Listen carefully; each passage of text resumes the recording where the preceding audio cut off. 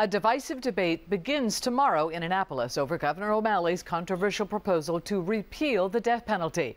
And this year, it looks like supporters of the repeal have the power to make a change.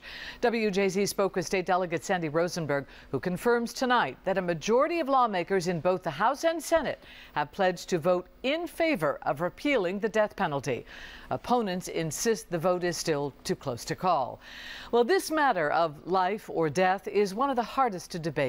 Tonight, on the night before the death penalty hearings begin, two women who both lost loved ones to murder want lawmakers to hear their stories.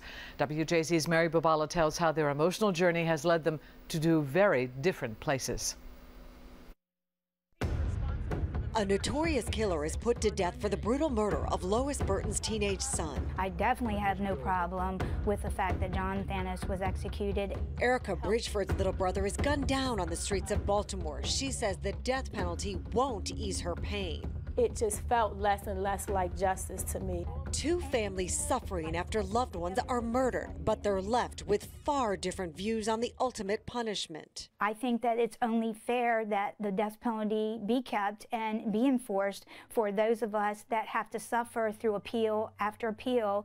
In 1990, Lois's 18-year-old son Greg picked up a hitchhiker near Salisbury. That hitchhiker turns out to be John Thanos. Greg begs for his life, but Thanos shoots him 3 times, leaves his body in the woods, then drives to Baltimore County, where he kills 2 more teens. I just killed, that's all. You just killed it, and you're admitting that? That's right. 4 years later, Maryland executes him. But not all victims' families feel the death penalty is the answer. Vengeance is a very dark, painful place. Erricka still remembers the awful moment 6 years ago when she learned her brother had been shot to death in South Baltimore. And I just started praying, and it was the first time in my life where I knew my prayers wouldn't be answered. Did you feel an eye for an eye?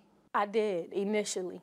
I did. What made you change your heart?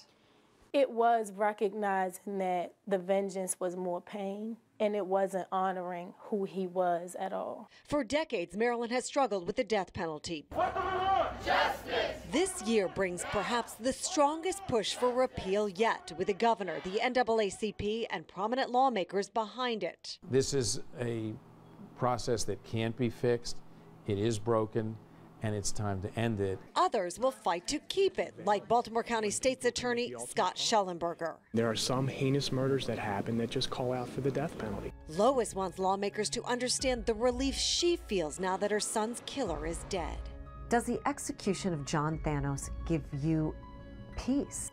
It gave me peace in the fact that I no longer have to go face him anymore. I don't have to look at him. I can go on with my life. Erricka thinks healing can come another way. Why do you think Maryland will be a better place without the death penalty? Because we will be honoring who we are at our best, even in the midst of pain. Mary Bubala, WJZ Eyewitness News. Maryland's last execution was in 2005. Currently, there are 5 men on death row.